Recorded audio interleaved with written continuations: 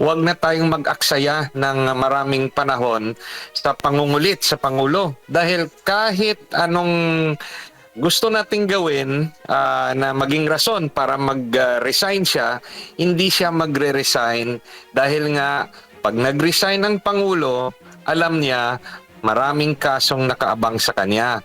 So, kung mangyayari na wala sa ating kontrol at yung Diyos na yung magdidesisyon kung anong mangyari sa kalusugan ng isang tao, antayin na lang natin yan. Unless na makita natin na yung ating Pangulo ay talagang incapacitated na physically. You must remember na nangyari rin yan sa tatay niya. Naging seryoso yung problema sa kalusugan ni dating Pangulong Marcos, no? Pero hindi bumaba sa pwesto. Humingi pa nga ng snap election.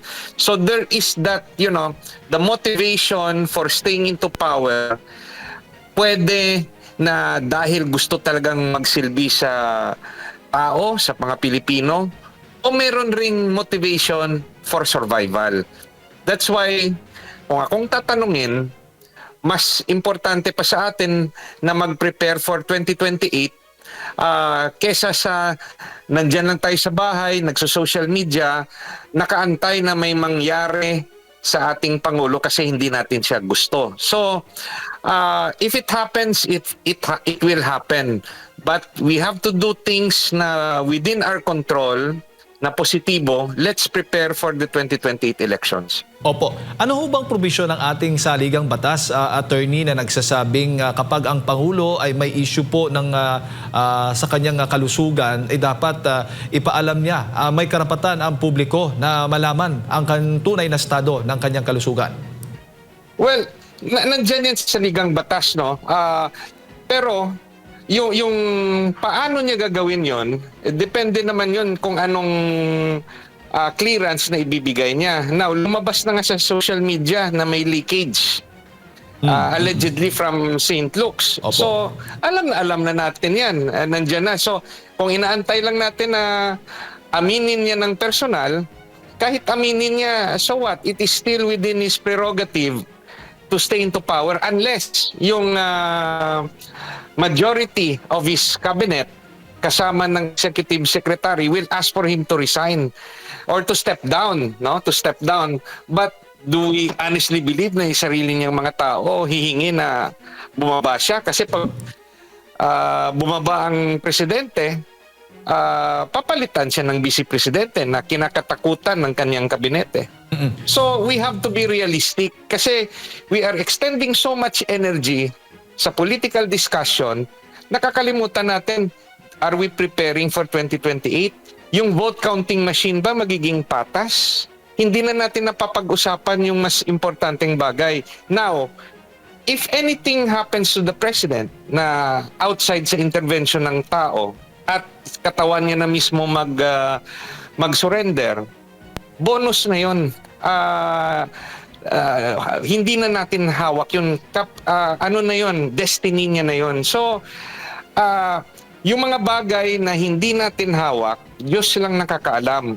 Yung may mga bagay, kaso na nasa atin, na meron tayong pagkakataon na gawin at mabago, yan yung activities. Kung gusto natin na mapalitan ang Pangulo, let's prepare for 2028. At the same time, let's make sure na yung eleksyon ay magiging patas. Opo, attorney. Lipat lang ako dito nga sa isinusulong na anti-political dynasty bill. Ano ho ba ang inyong nakikita tungkol dito? Ano hong mas maganda na provision na isama dito sa panukalang ito? Well, nasa present constitution natin yung pagkontra sa dinastiya, pero hindi ito self-executing provision, no? Kailangan ng batas. Yung realidad ngayon, tignan natin yung komposisyon ng Senado at ng House of Representatives. Marami diyang magkakamag-anak.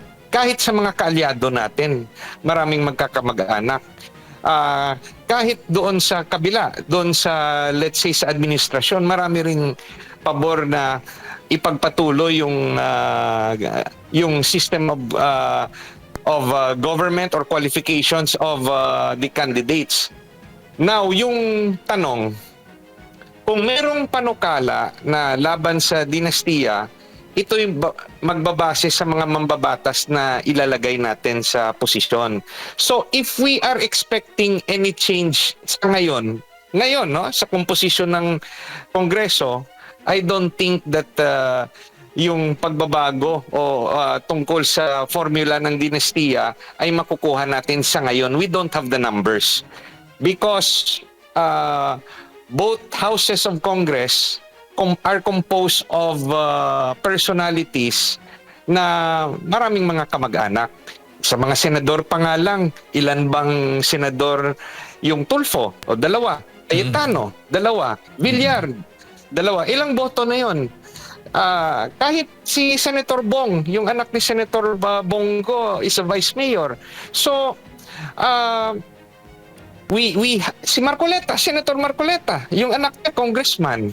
So, if we extend so much time sa discussion na ganyan, may pupuntahan ba ang ating debate? Dahil we have to be practical. Look at the composition of the Senate. Look at the composition of the House. Will we have that change na gusto ni gaya ni Attorney Hinlo na wala naman akong kamag-anak sa politika na nandyan, no? Na except siguro I have a first cousin na councilor in one of the small LGUs dito sa Negros. The point is we have to put good persons in government first, at kung hindi tayo komportable na magkakamag-anak yung ito, huwag nating iboto. Once we have the right composition in our Congress, based sa mga inelect nating tao, doon tayo mag-usap ng anti-dynasty. Opo. Pero sangayon ho ba kayo doon sa panukala din na dapat umabot din hindi lamang sa elected position kundi maging sa appointive position ito nga anti-political dynasty, attorney? We have to look at the design of the bill. May advantage, may disadvantage. Kasi yung advantage na may anti-dynasty bill or law ay malilimitahan ang number of relatives either by appointment or by election na mailalagay at magbibigay ng pag-asa sa katulad ni Attorney Hinlo na mas madali sa akin maluklok sa posisyon. On the other hand, there is what we call trust and confidence. Merong mga confidential positions in an office.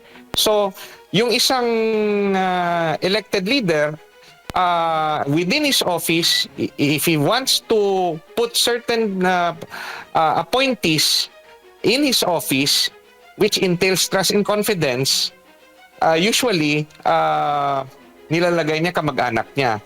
But I also agree that everything has a limit. So, if there is an anti-dynasty bill to be proposed, to be considered as a law, hindi siya dapat, let's say, masyadong stricto, hindi rin siya dapat masyadong liberal. There should be a balance. There will be, let's say, a limit to the number of appointees to be allowed. There should also be a limit to the let's say candidates for elective position, kasi sa ngayon wala talagang limit. So kung akong tatanungin, if ever darating yung panahon na the Congress will have the right composition para pag-usapan itong anti-dynasty bill, there should be a balance. You could have relatives running into office but limited to the number of positions. There should also be let's say limits to the appointed ones. Why is this important? It will be unfair to a candidate na gustong tumakbo, kaso yung tiyo niya, yung tatay niya ay sitting politician. What if itong aspiring candidate ay talagang magaling. So, we are putting a limit to the right of that particular person na wala naman siya kinalaman na pinanganak siya na ng tatay niya na gusto siyang magsilbi. So, we should be we should be wise enough to think of the situation wherein we will be barring a person from running because he has the same surname or is a blood relative of a sitting politician. Na sa real life, kahit yung mga kamag-anak o yung mga magkakapatid, marami rin sa kanila na hindi magkabate.